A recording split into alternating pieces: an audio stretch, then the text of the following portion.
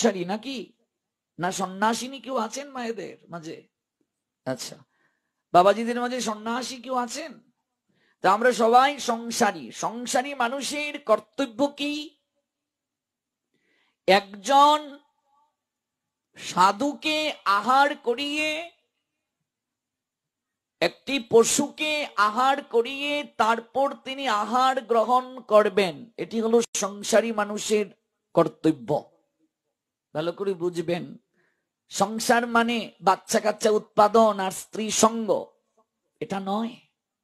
আজকাল অধিকাংশ মূর্খরা সংসার মানে বুঝে যে আমি একটা শয্যা সঙ্গিনী গ্রহণ করলাম আর আমি ইন্দ্রিয় তর্পণ করব, না, এর জন্য সংসার নয়। অধিকাংশ মা বাবা বলে সন্তান সংসারেই থাকুক, সংসার ধর্ম বড় ধর্ম। জিজ্ঞেস করো সংসার ধর্ম কাকে বলে, এটা বলতে পারবে না। সংসার ধর্ম নিশ্চয়ই বড় ধর্ম, কিন্তু সংসার শব্দের অর্থ কি?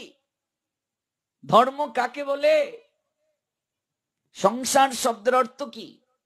সং মানে সাজা, সার শব্দের অর্থ অমৃত। কৃষ্ণ নামে প্রেমে যে নিজেকে সাজাতে পেরেছে সে সংসারে অমৃত খুঁজে পাবে। এই যে আমি বিবাহ করলাম, বিবাহ বিশেষভাবে ভার বহন করা, এই যে কুঞ্জ মণ্ডপে 7 পাকে মাল্য বিনিময় করি, অগ্নিকে সাক্ষী রেখে একে অপরকে গ্রহণ করার মন্ত্র প্রতিজ্ঞায় আবদ্ধ হলাম, আজ থেকে তোমার হৃদয় আমার হোক, আমার হৃদয় তোমার হোক। দেখবে কুঞ্জুটা গোলাকার, চ্যাপটাও তো নেই, লম্বাও তো হলো না, কুঞ্জুটা গোলাকার কেন হলো? কোন বিন্দুকে কেন্দ্র করে যেমন বৃত্ত অঙ্কন হয়, বিন্দু ব্যতীত যেমন বৃত্ত হয় না, তেমনি ভাবে দেখবে কুঞ্জু মণ্ডপটা যে সাজানো হয় সেটি গোলাকার, মাঝখানে চেয়ারের মাঝে বর বসে থাকে না। আপনাদের এখানে ব্যতিক্রম? ও, আপনাদের এখানেও এরকম? আচ্ছা, তো মাঝখানে বর বসে আছে আর কম্পাসের কাটার নিয়ে দেখবে কনে হাতে মালা নিয়ে বরের চারপাশে ঘুরছে। বলুন তো এটার কারণটা কি? অনেকেই তো বিয়ে করেছেন, বলুন তো কেন? অনেকে বলবে এ আর নতুন কি, বাবাকেও দাদুকেও দাদুর বাবাকেও প্রত্যেককেই তো এইভাবেই বিয়ে করতে হয়েছে। আবার অনেকে বলবে বিয়ে করিনি বলে বিয়ের বরযাত্রী যায়নি, আমরা তো এইভাবেই দেখেছি। তা না হয় মানলাম, কিন্তু কেন? কারণটা কি? সংসারে গেলাম, কুঞ্জু গোলাকার কেন সেটাই জানলাম না, অনুভব করলাম না, বুঝলাম না। সনাতনীদের সকল কিছুর পশ্চাতে একটা দর্শন আছে, দর্শন না বুঝলে হবে না, তত্ত্ব না বুঝলে হবে না। মানুষ তত্ত্ব থেকে সরে যাওয়ার কারণে আজকে তাদের এই দুর্গতি হলো। যতদিন পর্যন্ত আপনি তত্ত্ব জানবেন না, তত্ত্ব থেকে আপনি সরে যাবেন, সেদিন থেকে আপনার দুর্গতি শুরু হবে। One who knows the transcendental nature of my appearance and activities does not upon loving this body take his birth again in this material world by attain my eternal abode. Arjun said all power supreme be Krishna Srimad Bhagavad Gita 4 chapter Gyan Yog 9 parts. Oh my dear Arjun, please listen attentive what I say. One who knows the transcendental nature of my appearance and activities does not upon loving this body take his birth again in this material my eternal abode. Arjun, শোনো অর্জুন, আমার জন্ম, আমার কর্ম, আমার লীলা যা কিছু জগতে আছে সকল কিছুই তুমি জানো, কিন্তু এই জানাটা তত্ত্বগতভাবে জানতে হবে। আমার লীলা জানো, আমার সকল কিছু জানো, কিন্তু এই জানাটাই হবে তত্ত্বগতভাবে। তত্ত্ব যদি জানতে পারো, ত্যক্তা দেহম পুনর্জন্ম নয়েতি মামেতি সর্জুন, তাহলেই তোমার আসা যাওয়া এই জগতে চক্রবুহে আবর্তিত হওয়া দূর হবে। আর যারা মাৎসর্যবশত আমার এই উপদেশটা পালন করবে না, বুঝবে না, বুঝতে চাইবে না, ভগবান বলছেন 3য় অধ্যায়ের 32 নং শ্লোকে, ওরা হলো বিমূঢ়, ওরা মূর্খ, ওরা সর্বপ্রকার পরমার্থ লাভের প্রচেষ্টা থেকে ভ্রষ্ট। But those who are out of the and be disregard this teaching and do not follow them regularly are to consider it bereft of all knowledge, befooled and ruined in their endeavors for perfection, said omnipotent Maker Krishna. 3 chapter, Karma Yug, 32 verse. Yatu yatatabuswanto nonutishtanti mematam sarvagyano vimurantam বিদ্যি নষ্টান চেতস। যারা মাৎসর্যবশত আমারই উপদেশ পালন করবে না, আমি যে সর্বভূতের পরম কারণ, আমি যে বুদ্ধিমানের বুদ্ধি, আমি যে তেজস্বীদের তেজ, সপ্তম অধ্যায়ের 10 নং শ্লোকে ভগবান যে কথাটা বলছেন, বিজম মাম সর্বভূতানাম বিদ্ধি পার্থ সনাতনম বুদ্ধির বুদ্ধিমতামস্মি তেজস্বী নামহম। অর্জুন শোনো, আমি বুদ্ধিমানের বুদ্ধি, আমি তেজস্বীদের তেজ, আমি বীর্য বাণীর বীর্য, ও son of Partha, not that I am the original seed of all existence, in the intelligence of the intelligent and the process of all powerful men. I am the source of all spiritual and material worlds. Everything emanates from me, the intelligent person, the meritorious person who perfectly know the engage in my devotional service and worship me with all their hearts. আমার থেকে সব কিছুর সৃষ্টি হয়েছে। মানুষ এই তত্ত্ব যতদিন পর্যন্ত না জানবে কিচ্ছু বুঝবে না, সংসারও বুঝবে না। বর মাঝখানে বসলো বিন্দু রূপে, মনে রাখবে এই বিন্দুটাই সর্বশক্তির আধার। ভারতবর্ষে সর্বপ্রথম যে আবিষ্কার, শূন্যের আবিষ্কার, শূন্য থেকেই সব কিছু এসেছে।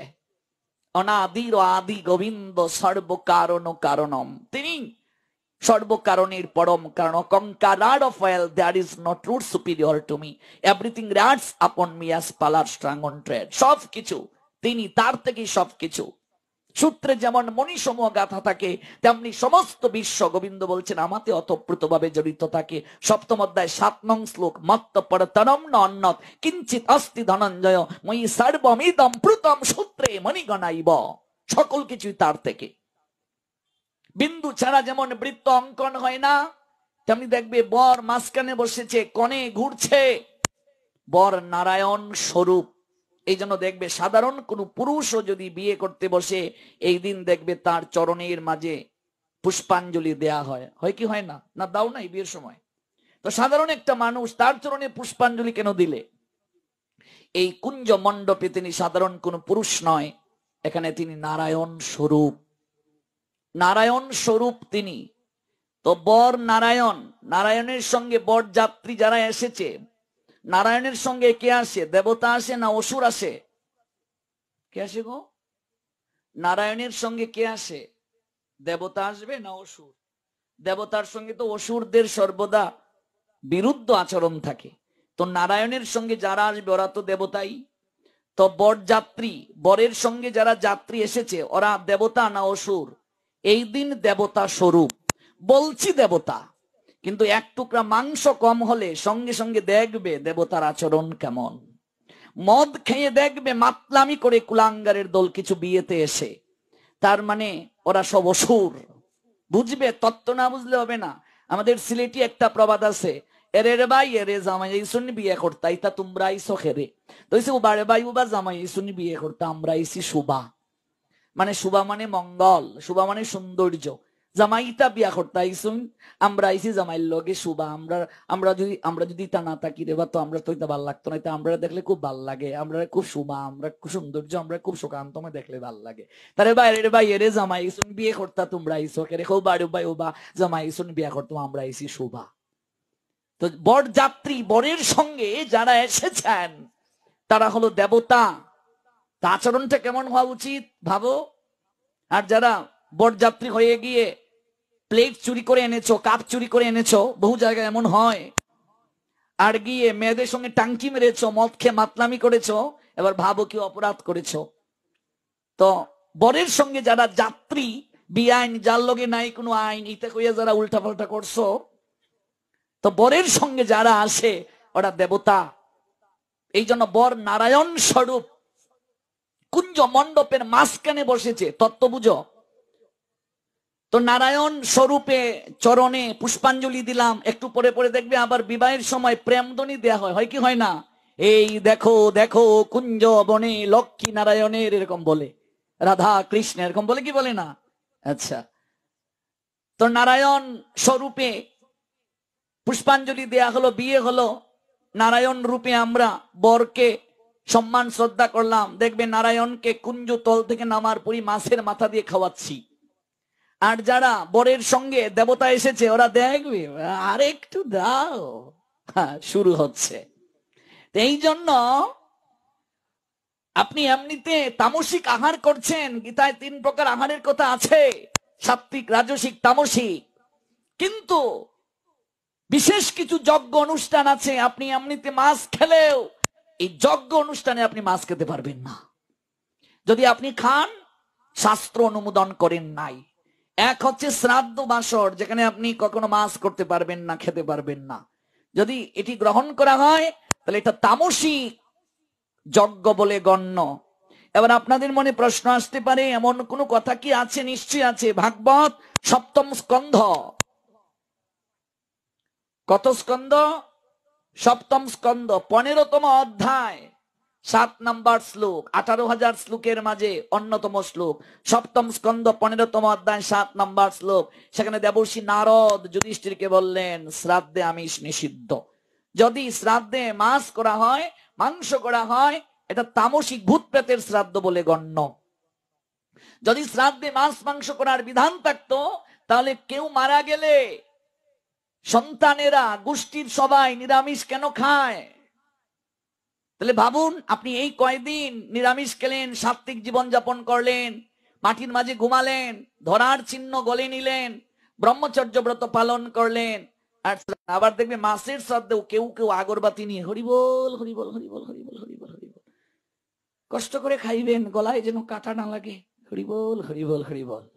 কত মূর্খ আমরা, কেউ বুঝি না, বুঝার চেষ্টা করি না, গ্রন্থ আদি পড়ি না, শাস্ত্রগুলো জানার চেষ্টা করি না, বুঝার চেষ্টা করি না, উপলব্ধিতে আনয়নের চেষ্টা করি না। এটা বুঝতে গেলে আবার শাস্ত্র পড়তে হয় নাকি? শ্রাদ্ধে মাছের বিধান এটা যে নাই, এটা বুঝতে গেলে আমার শাস্ত্র পড়তে হয় নাকি? এটা তো সাধারণ জ্ঞানেই বোঝা যায়। যদি শ্রাদ্ধে মাছের বিধান থাকতো, গোষ্ঠীর সময় নিরামিষ খাইলো কেন এতদিন? যদি এটার বিধান থাকতো, তাহলে ছেলেগুলো এক কাপড়ে এত কষ্ট করে এই ব্রহ্মচর্য ব্রত পালন করলো কেন? এটা তো এমনিতেই বোঝা যায়। এটা বুঝতে গেলে আবার গ্রন্থ পড়তে হয় নাকি, শাস্ত্র পড়তে হয় নাকি? এটা তো সাধারণ জ্ঞানেই বোঝা যায়। শ্রাদ্ধে কখনো অন্যের বিধানটাই আমাদের সনাতন সমাজে ছিল না। এখানে আমার যারা বয়োজ্যেষ্ঠ মুরব্বী আছেন, বাবা কাকা জেঠার বয়সী, তাদেরকে জিজ্ঞেস করবেন, শ্রাদ্ধে এক সময় চিরা দধির প্রচলন ছিল, অন্যের কোনো বিধানেই ছিল না, চিরার দধি। কিন্তু দিন থেকে দিন এগুলো আমরা ঢুকিয়ে দিয়েছি। কিরে রমাকান্ত, তোর বাপ মারা গিয়েছে, এখানে রমাকান্ত থাকলে আবার কেউ ক্ষমা করবেন, বলবে আমার বাপকে প্রভু মেরে ফেলেছে। কিরে রমাকান্ত, তোর বাপ মারা গেছে, শ্রাদ্ধটা কিভাবে করবে? কাকা বাবু আপনি কইন কিভাবে করতাম? তোর বাপকে তো দেখেছি, সবচেয়ে তেলাপিয়া মাছটা খুব পছন্দ করতো, কি আর করবি, তেলাপিয়া মাছ দিয়ে শ্রাদ্ধ করে ফেল। শ্রাদ্ধে তেলাপিয়া মাছ করলে সবাইকে ঢ্যাং ঢ্যাং করে স্বর্গে চলে যাবে। কিন্তু যে কাকাবাবু বিধান দিলেন, ও জীবনে গীতাও খুলে দেখলেন না, ভাগবতেও খুলে দেখলেন না, গ্রন্থরাজি উপনিষদ থেকে শুরু করে বৈদিক শাস্ত্র সম্পর্কে কোনো জ্ঞানই রাখলেন না। আচ্ছা, আমার হাতে যদি একটা কন্যা জাল দিয়ে বলেন, রাহুল কৃষ্ণ দাসজি একটু কন্যা জালটা এরকম দেন তো, এটা আমার পক্ষে সম্ভব না। কারণ এই জ্ঞান আমার নাই, এই যোগ্যতা আমার নাই। কন্যা জাল বুঝো না, উড়াইয়া যে মাছ মারে, কারণ এটা আমি পারি না। কিংবা হাতে কেঞ্চি ধরিয়ে যদি বলেন, রাহুল কৃষ্ণ দাস একটু চুলটা কেটে দেন তো, আমার পক্ষে এটা সম্ভব না, কারণ আমি চুল কাটা পারি না। আমি যদি চুল কেটে দেই তাহলে রাস্তায় আপনি আর বের হতে পারবেন না। তাহলে চুল কাটার লোকটা তার জায়গায় আমার থেকে শ্রেষ্ঠ কি শ্রেষ্ঠ না? কথা বলুন, নিশ্চয়ই শ্রেষ্ঠ। চুল কাটার লোকটা আমার থেকে শ্রেষ্ঠ তার জায়গায়। আমাকে যদি ভাগবতের কোন শ্লোক দিয়ে বলেন এটা বুঝান তো, এটা সম্ভব, আমি এই সেক্টরের লোক। তাহলে যারা আজকে সমাজে নেতৃত্ব দেয়, তারা কতটা শাস্ত্র জানে, তারা কতটা ধর্মীয় জ্ঞান রাখে? দুর্দশা কি জানেন? আমরা এক কানার কাছে যাই আরেক কানায় পথ দেখানোর জন্য, বলতে যে আমায় পথটা দেখাই দাও। নিজেই তো কানা, আমি কানারে পথ দেখাবে কি করে? প্রতিটা মানুষ যার যার জায়গায় শ্রেষ্ঠ। মাছ যে ধরে তার জায়গায় সে শ্রেষ্ঠ, সুইপার যে ল্যাট্রিন পরিষ্কার করে তার জায়গায় সে শ্রেষ্ঠ। কোনো পেশাকেই খাটো করা যাবে না, প্রতিটা মানুষ যার যার জায়গায় শ্রেষ্ঠ। তেমনি ভাবে ধর্মের যদি কোনো বিধান কারো কাছ থেকে আনতে হয়, যারা প্রকৃত পক্ষে শাস্ত্র জানে তাদের কাছ থেকে গিয়ে বিধান আনতে হবে। কথা বুঝতে পেরেছেন? অন্য কারো কাছে গেলে হবে না, বিশৃঙ্খলা সৃষ্টি হবে সমাজে। আজকাল দেখবে চটি পঞ্জিকা দেখেও মানুষ বিধান দিয়ে দেয়। কত বড় পণ্ডিত হয়ে গেছে, সামান্য একটা চটি বই পড়েও সে ইতা কিতাবে তোরা নতুন নতুন ধর্ম, আমরা তো এটা জীবনেও দেখছি না। কয়টা শাস্ত্রগ্রন্থ পড়ছো জানবাই দেখবাই? এই জন্য শ্রাদ্ধে নিষিদ্ধ। দ্বিতীয়, অন্নপ্রাশনে মাছ মাংস নিষিদ্ধ। এমনিতে আপনি মাছ খান, কিন্তু আপনি এই ধর্ম অনুষ্ঠানগুলোতে করতে পারবেন না। অন্নপ্রাশন, আপনার সন্তানের জীবনে প্রথম মুখে আপনি অন্ন দেবেন, ভাবুন তো, নিজের বিবেককে প্রশ্ন করুন, এটা ভগবানের প্রসাদ হলে কতটা ভালো হয়। অন্নপ্রাশনে কখনো মাছ মাংস করা যাবে না। অন্নপ্রাশন, জীবনের প্রথমে অন্ন দেবেন আপনি ভগবানকে, এখানে আপনাকে ভগবানের নিবেদিত প্রসাদ হতে হবে। তৃতীয়, বিবাহেও আমাদের শাস্ত্র মাছ নিষিদ্ধ করেছে, আহার নিষিদ্ধ করেছে, কারণ বিবাহটা যজ্ঞ, বর নারায়ণ স্বরূপ, বর যাত্রীরা দেবতা। আপনি এমনিতে মাছ খান, কিন্তু আপনি যজ্ঞে মাছ করতে পারবেন না। এই বিশেষ অনুষ্ঠানগুলোতে নিষিদ্ধ। জন্মদিনে মাছ মাংস করা যাবে না, জন্মদিনে পায়েস করতে হয়, জন্মদিন পরমান্ন রান্না করে ভগবানকে দিতে হয়। এই বিশেষ যজ্ঞগুলোতে করা যাবে না। আপনি এমনিতে খাচ্ছেন খান, কিন্তু এইগুলো যজ্ঞ, যজ্ঞে কখনো এগুলো হয় না। কে মানবে বলুন? কে মানবে? মানছি না বলেই তো আজকে আমাদের দুর্গতি, মানছি না বলেই তো আমরা বুঝি না, মানছি না বলেই তো গ্রন্থ শাস্ত্র পড়ি না বলেই তো আজকে আমাদের এহেন দুর্দৈব অবস্থা। দিন দিন আমরা ম্লেচ্ছ হয়ে যাচ্ছি, জবন হয়ে যাচ্ছি, আসরিক ভাব সম্পন্ন হয়ে যাচ্ছি। বিবাহ মানে কেবল শয্যা সঙ্গিনী গ্রহণ নয়, বিবাহ মানে একটা কমিটমেন্ট, অগ্নিকে সাক্ষী রেখে। বিবাহ মানে ভগবানের নৈকট্যে একটা প্রতিজ্ঞা করে এসেছি, আজ থেকে একজন ভজন সঙ্গিনী গ্রহণ করলাম যে আমাকে ভক্তি পথে সহায়তা করবে। এই জন্য তিনি পত্নী, স্ত্রীকে পত্নী বলা হয়। পতিত অবস্থা থেকে উদ্ধার করার যিনি শক্তি রাখেন সেই স্ত্রীকে বলে পত্নী। যে স্ত্রী স্বামীকে পতিত অবস্থা থেকে উদ্ধার করার শক্তি না জুগিয়ে বরং তাকে, মা তিলকদের প্রয়োজন নেই, বসে তুমিও পাঠ শোনো, বিরক্ত করো না। যে স্ত্রী স্বামীকে ধর্ম প্রতিপালনে সহায়তা না করে বরং তাকে আরো ধর্ম পালনে বাধা প্রদান করেন, শাস্ত্র বলছে সে পত্নী নয়, পেতনি। পেতনি মানে বুঝো, ফেরতনি, গাড়ে উঠলে নামতে চায় না। সহধর্মিনী, ধর্ম প্রতিপালনে সহায়তাকারিণী। স্বামী আসামি বলে গণ্য, স্ত্রীকে যদি ধর্ম পালনে সহায়তা না করে বিচারের কাঠগড়ায় দাঁড়াতে হবে। এই জন্য দেখবে কুঞ্জগুলাকার বন মাঝখানে বসেছে, স্ত্রী ঘুরছে চারিদিকে। অর্থাৎ এটা একটা মেসেজ, এটা একটা দর্শন, এটা একটা বিশেষ তত্ত্ব। সংসার বৃত্তাকারে, সংসার বৃত্তকারে বিন্দু অর্থাৎ নারায়ণ ভগবানকে কেন্দ্র করে যদি তুমি পরিক্রমা না করো, সংসার তোমার জীবনে দুঃখ বয়ে আনবে। বুঝে কেউ মানুষ? আজকাল তো অনেক জায়গায় বিবাহের সময় উপবাস পর্যন্ত ছেলে মেয়েরা থাকে না। বিবাহের সময় উপবাস কেন থাকে না? একজনকে জিজ্ঞেস করলাম, প্রভু বিয়া তো জীবনে একবারই হয়, যদি উপবাস থাকি গালগুল বাঙ্গা লাগে তাহলে তো ঠিক মতো ছবি উঠতে পারি না। বিয়ে তো জীবনে একবারই হয়, ভিডিও ঠিক মতো হইতো না, ফুস দিতে পারি না। আজকাল মানুষ সবকিছুকে সাধারণ ভাবে নিচ্ছে। এই জন্যই অসুর রাক্ষস বাপ সম্পন্ন সন্তানাদির জন্ম হচ্ছে। রাস্তায় কাপড় টানছে, কাপড় টানার সন্তানের সংখ্যা দিন থেকে দিন বাড়ছে। কেন? মানুষ দিন থেকে দিন রাক্ষস হয়ে যাচ্ছে, অসুর হয়ে যাচ্ছে। এই কুমিল্লার মুরাদনগরে এক নারীকে দরজা ভেঙ্গে গিয়ে এক বাচ্চার মা তাকে যেভাবে বিবস্ত্র করে ধর্ষণ করলো, আর এলাকাবাসী এসে ধর্ষক তাকে গ্রেপ্তার না করে সেই ধর্ষিতা নারীকে বেদম মারলো, আবার ভিডিও করে অনলাইনে ছেড়ে দিল, যে ভিডিও দেখার মতো না।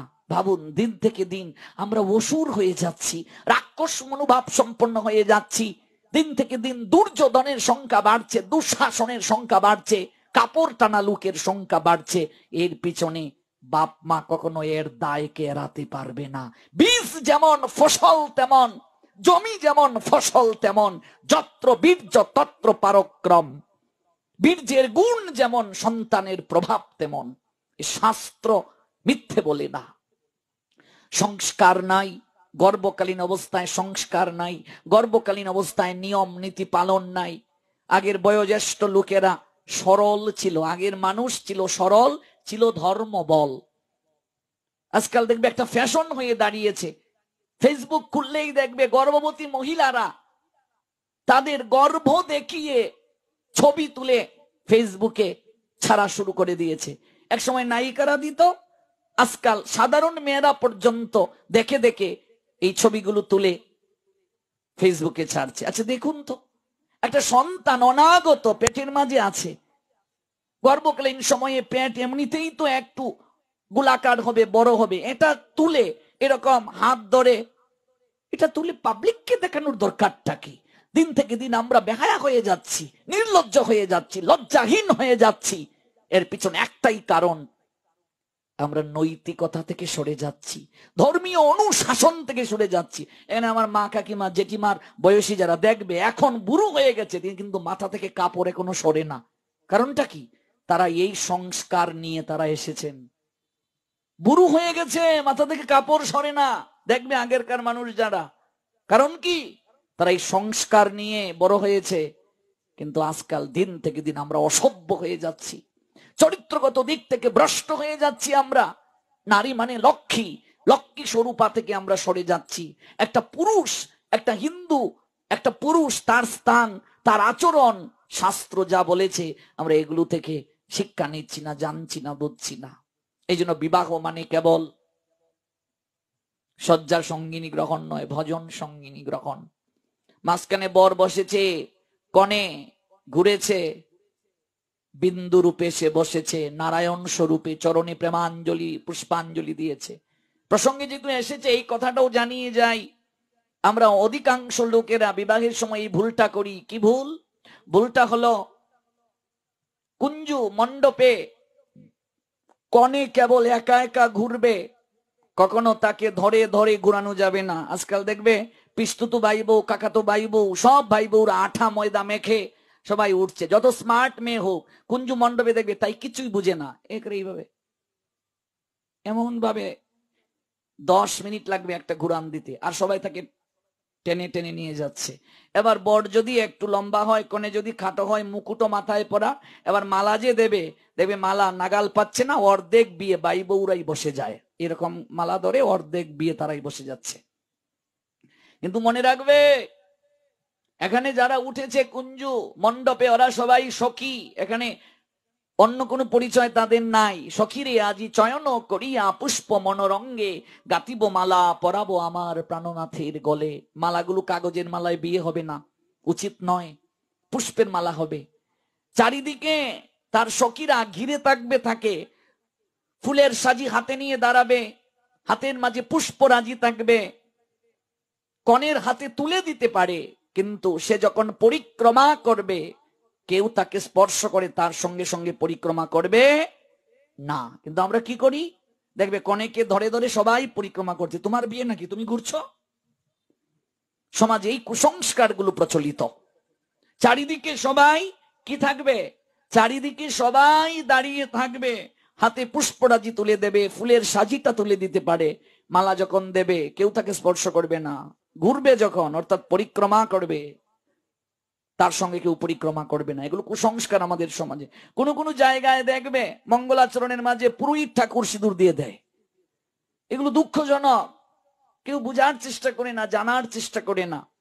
এই জন্য বিবাহ একটা সামাজিক যেমন রীতি, শাস্ত্রীয় কিছু নিয়ম কানুনের মাধ্যমে একটা পুরুষ কিংবা একটা নারী একে অপরের প্রতি অধিকার প্রাপ্ত হয়। এই অধিকারটা তাদের ভজন পথে সহায়তা করে। তারা প্রতিজ্ঞা করে আসে, 7 পাক মানে 7টা প্রতিজ্ঞা, 7টা প্রতিজ্ঞা করে আসে। কুঞ্জু দেখবে যখন তৈরি হয়, এটা স্ট্রাকচারের পিছনে একটা ম্যাথমেটিক্স এর থিওরি আছে। কোন বিন্দুকে কেন্দ্র করে যখন কোণ উৎপন্ন হয়, 360 ডিগ্রি কোণ উৎপন্ন হয়। 360 কে 1 2 3 4 5 6 7 সংখ্যা ছাড়া 8 9 দিয়ে যদি ভাগ করা হয়, ভাগ করা যায় 7 সংখ্যা দ্বারা, 360কে ভাগ করা যায় না। কুঞ্জুর স্ট্রাকচারটার সঙ্গে একটা 7 সংখ্যার বিশেষ মিল আছে। আর্য ঋষিগণ 7টা পাক দেওয়ার কথা বলছেন, অর্থাৎ 7 দ্বারা যেমন 360কে ভাগ করা যায় না, তেমনি ভাবে স্বামী স্ত্রীর যে সম্পর্ক কোনো কিছু দ্বারা কখনো ছিন্ন করা যায় না। এটা গভীর থেকে গভীরতর সম্বন্ধ। এই জন্য পাক 7টাই সিলেক্ট করা হয়েছে, 8টা নয়, 9টা নয়, 4টা নয়, 5টা নয়। কে বুঝবে বলুন তো? জিজ্ঞেস করুন 100 জন হিন্দু পুরুষ নারীকে যে তুমি যে 7 পাকে বিয়ে করলে 7 পাকের মানে কি, 99 জনই বলতে পারবে না। কি করে জানবো? গ্রন্থ আদি পড়ি না, দেখা দেখি ধর্ম পালন করছি আমরা। কুঞ্জুর স্ট্রাকচারটার পিছনে আর্য ঋষিগণের একটা থিওরি, বিশেষভাবে একটা থিওরি যুক্ত আছে। এটি হলো দর্শন। সনাতনীদের সকল কিছুই হচ্ছে দর্শন। সনাতনীদের সকল কিছুর পশ্চাতে একটা বিশেষ দার্শনিক সিদ্ধান্ত রয়েছে। ওই বিবাহ মণ্ডপে 7টা প্রতিজ্ঞা করা হয়, 7 পাকে স্বামী স্ত্রী দুজন মিলে ভজন করবে। সংসারে তারা যায়। সং মানে সাজা, সার মানে অমৃত। যদি কেউ কৃষ্ণ নামে দুজন সাজতে না পারে, তাদের জীবনে বিবাহ, তাদের জীবনে সংসার দুঃখ ছাড়া আর কিছু হবে না। যারা সংসার নিজেদের ভোগের সামগ্রী মনে করে, ভোগের আবাসস্থল মনে করে, তাদের জীবনে বিবাহ মানে বি মানে বিপদ, বা মানে বাড়ানো, হ মানে হলো। বিবাহ মানে কি? বিপদ বাড়ানো হলো। বাড়ছে না কমছে মা? বাড়ছে। বাড়ছে না কমছে? বিবাহ বি মানে বিপদ, বা মানে বাড়ানো, হ মানে হলো। যখন 2 পাও যথা ইচ্ছা তথা যাও, যখন 4 পাও খানি কুরাক দিয়ে যাও, যখন 6 পাও বাবা তুমি কই যাও, লয়ে যাও লয়ে যাও, তারপর 8 পাও 10 পাও 12 পাও, আমি এত রিক্সে যাচ্ছি না। তাহলে বিবাহ বিপদ বাড়ানো হলো। তোমার জীবনে বিপদ বাড়বে যদি এটার অর্থ না বুঝো। তুমি হবে গাধা। ব্যাকরণগত অর্থ বিশেষভাবে ভার বহন করা। ভার বহন কে করে? গাধা ভার বহন করে।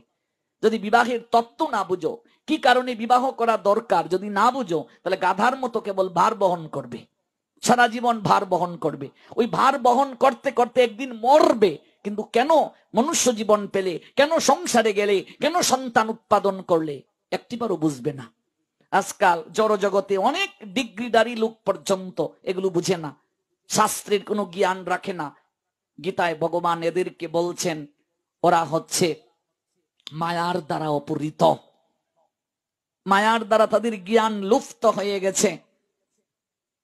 মায়া পিশাচীর সঙ্গে তারা বসবাস করছে। মায়ার দ্বারা তাদের জ্ঞান অপহৃত। মায়া অপহৃত জ্ঞানা। মায়ার দ্বারা তাদের জ্ঞান অপহৃত হয়ে গেছে। কেমন অসুর ভাব সম্পন্ন হয়ে গেছে তারা।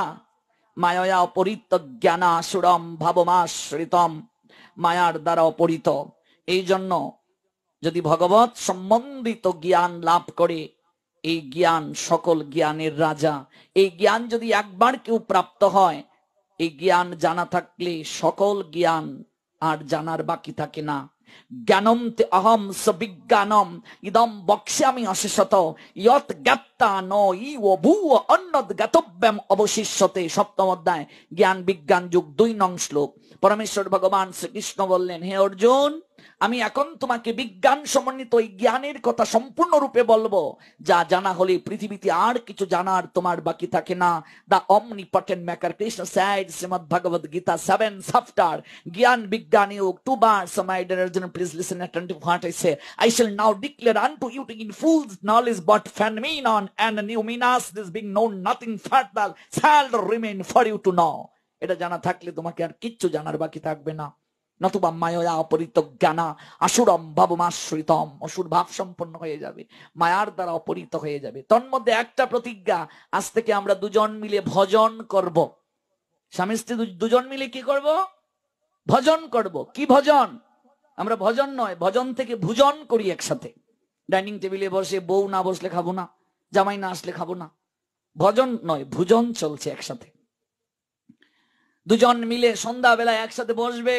মহাপ্রভুর সিদ্ধান্ত, সারাদিন যদি কোনো কাজ, সারাদিন যদি অন্যান্য সময়ে যদি নাও পারে, অনেক কাজেই যদি ব্যস্ত থাকে, এরপরেও সন্ধ্যাবেলা কোনো কাজের অজুহাত দেবে না। সারাদিন যে কাজ করছে করুক, কিন্তু সন্ধ্যাবেলা অন্তত কাজের অজুহাত দেবে না। 10 5 মিলি নিজ দাঁড়েতে বসিয়া, সবাইকে নিয়ে বসবে, স্ত্রী পুত্র কন্যা যারা যারা আছে ঘরের সবাইকে নিয়ে বসবে, কীর্তন করো সবে হাতে তালি দিয়া। মহাপ্রভু বলছেন যদি মৃদঙ্গ না থাকে, করতাল না থাকে, হারমোনিয়াম না থাকে, কিছু দরকার নাই, হাত দিয়েছেন তো ভগবান, হাতে তালি দিয়ে কীর্তন করো। 10 5 মিলি নিজ দাঁড়েতে বসিয়া, কীর্তন করো সবে হাতে তালি দিয়া। সবাই মিলে একটু বসো, বসে একটু হাতে তালি দিয়ে কীর্তন করো। সন্ধ্যাবেলায় সবাইকে নিয়ে বসো, স্বামী স্ত্রী দুজন মিলে মাঝে মাঝে তীর্থে যাও, ধামে যাও। বিবাহের পরে সর্বপ্রথম স্বামী স্ত্রীর দায়িত্ব তীর্থ পরিক্রমা করা। আমরা তো বিয়ের পর হানিমুনের জন্য সাজেক, বান্দরবন, রাঙ্গামাটি, কক্সবাজার, আর এখন তো আমাদের টাঙ্গুয়ার হাওর, কি সুন্দর নৌকা, সমুদ্রের মাঝে বিহার খুব চলছে। কেমন বিয়ের পর কত কাপল দেখবে এই সমুদ্রের মাঝে, হাওরের মাঝে। কিন্তু বিবাহ কেন করলাম বুঝলাম না, উপলব্ধি করলাম না। দিন শেষে বাচ্চা কাচ্চা উৎপাদন করে, আহা শোনা আমার মনা, আমার পাগলু, কেমন এই কুলের মাঝে প্রস্রাব করবে, পায়খানা করবে, আহা কি গ্রান, কি আনন্দ, পারফিউম থেকেও ভালো। ওদেরকে মানুষ করা, তারপর দেখবে একেশ পাকিবে, দন্ত নড়িবে, সম্বল হবে তোমার লাঠি, পুত্র পরিজন সকল বলবে জঞ্জাল মরলেই বাসি। যখন আর যৌবন থাকবে না, স্ত্রী ও স্বামীকে ভালোবাসে না। আর যেদিন সংসারে খাটতে পারে না, বৌমাও ভালোবাসে না, বৌমাও গায়ে হাত তুলে কটু কথা বলে, কেমন আমার সংসার, আমাকে বুঝে নিতে দিন। তখন গোবিন্দের চরণে গিয়ে কেঁদে কেঁদে বলে তুমি ছাড়া আমার আর কেউ নাই। গোবিন্দ মৃদু মৃদু হাসেন, বলেন যখন ডাকার সময় ছিল, শরীরে শক্তি ছিল, তখন বলেছিলে আমার আমার আমার সব আমার, সময় নাই সময় নাই সময় নাই। কি গো শিউলির মা, যেই না একটু পাঠে, কেমনে যাইতাম রে, সংসারে কি ঝামেলা, সারা জীবন এইটা কইলায়। ভগবান বলছেন যা, এখন তোকেও দেখার আমার আর সময় নাই, যা যা। মানুষ বাজারে যখন যায় শাকসবজি কিনতে, বলে টাটকা শাকসবজি দাও, কয় কি কয় না। মাছ কিনতে যাও, টাটকা মাছটা দাও। ফল কিনতে যায়, মানুষ বলে টাটকা ফল দাও, না আঙ্গুর পচে গেছে নিতাম না, এবার দাও। সবজি কিনতে গেলে টাটকা সবজি, ফলমূল কিনতে গেলে টাটকা, ফুলের মালা কিনবে টাটকা, সবকিছু টাটকা। ভগবানের জন্য পুষ্প নিয়ে যাবে, টাটকা পুষ্পটা, সবজিটা টাটকা। বৈষ্ণব সেবা দেবে, টাটকা শাকসবজি, পছন্দের শাকসবজি কিনে নিয়ে আসে, সবকিছু টাটকা। আর মানুষ নিজে যায় ভগবানের কাছে বাসি হয়ে। বুঝলে মা কথাটা? সকল কিছুতে টাটকা, আর নিজে যায় বৃদ্ধ হয়ে ভগবানের কাছে বাসি হয়ে। যখন সবার কাছে মূল্যহীন, ভ্যালুলেস, তখন ভগবানের কাছে যায়। ফুল কিনতে গেলে টাটকা, সবজি কিনতে গেলে টাটকা, মাছ কিনতে গেলে টাটকা, ফলমূল কিনতে গেলে টাটকা, বিবাহ করতে গেলেও কচি মেয়ে, বয়স কম, আর নিজে যায় ভগবানের কাছে বাসি হয়ে, বৃদ্ধ হয়ে। চামড়া যখন খুসকে যায়, ভালো করে চোখে যখন দেখে না, দাঁত যখন পড়ে গেল, কানে যখন ভালো করে শুনে না, রাম বলতে আম বলে, তখন যায় ভগবানের কাছে, তুমি ছাড়া আমার আর কেউ নাই। কতটা দুর্ভাগ্য আমাদের। বলছিলাম এক মাসিকে, ও মাসিমা চলো একটু গীতা পাঠে, অন্তত সপ্তাহে একটা বার আসো, 2 ঘন্টা সময় শুনে যাও। মাসিমা বলে উঠলেন, বাবা রে দায়িত্ব নূর হয়ে গেছে, ছেলেটার বিয়ে করিয়ে দেই, তারপর দেখবে তোদের সঙ্গে ছাড়া আর কোথাও যাব না, তোদের সঙ্গেই থাকবো। ফাল্গুনে ছেলেকে ঘটা করে বিয়ে দিল, জ্যৈষ্ঠে আবার দেখা, কি গো মাসিমা গীতা পাঠে আসো না কেন? মাসিমা বললেন, বাবা রে ইচ্ছে ছিল শাশুড়ি হব, নতুন বউ হয়ে গেলাম। আমি বললাম, মাসিমা কলিযুগ, 100 জনের মাঝে 99টা মা ছেলে বিয়ে করিয়ে নতুন বউই হয়, এটা কলিযুগ। তো শুনো এবার কি করো? বলছে এই তো বৌমা স্কুলে যায়, আমাকে খুব ভোরবেলা উঠে রান্না করে তাকে খাইয়ে দিতে হয়, টিফিন বক্সে টিফিনটা দিয়ে দিতে হয়, দুপুরের টিফিনটা দিয়ে দিতে হয়। আমি বললাম, তাহলে এই যে তুমি দায়িত্ব পালন করছো, এটাকে কি বলে? এই যে দায়িত্ব পালন, এটা কি? মাসিমা কয়, এটা চাকরানির দায়িত্ব। আমি বললাম, তারপর আর কদিন পরে যখন হুয়াও হুয়াও হবে, তখন কোন দায়িত্ব? তোমার বৌমা চলে যাবে, তুমি তখন তাকে পাহারা দিয়ে রাখবে। মাসিমা কয়, এটা কুকুরির দায়িত্ব। তারপর তুমি আঙ্গুলে ধরে নার্সারিতে নিয়ে যাবে, কেজিতে নিয়ে যাবে, আর তুমি টুলের মাঝে বসে একজন আরেকজনের চুল বিলি কেটে উকুনে নে মারবে। শুনছিস রে শ্যামানন্দের মা? আমার বউডা হরি বল, কুকুরির দায়িত্ব, পাহারাদার। তারপর ছেলে আর ছেলের বৌমা যাবে, নাতি নাতনি নিয়ে যাবে, বুড়ার বুড়িকে রেখে যাবে ওই গড় দুয়ার পাহারা দেওয়ার জন্য। দায়িত্ব মরার আগেও শেষ হবে না। দেখেছো বানরের বাচ্চা? তোমাদের তো বানরের অভাব নাই। বানরের বাচ্চা দেখেছো তার মাকে কেমন করে জড়িয়ে ধরে থাকে? একটা গাছের ডাল থেকে আরেকটা গাছের ডালে লাফিয়ে লাফিয়ে যায়। বাচ্চা কি পড়ে যায়? পড়ে না কেন? মাকে শক্ত করে জড়িয়ে ধরেছে।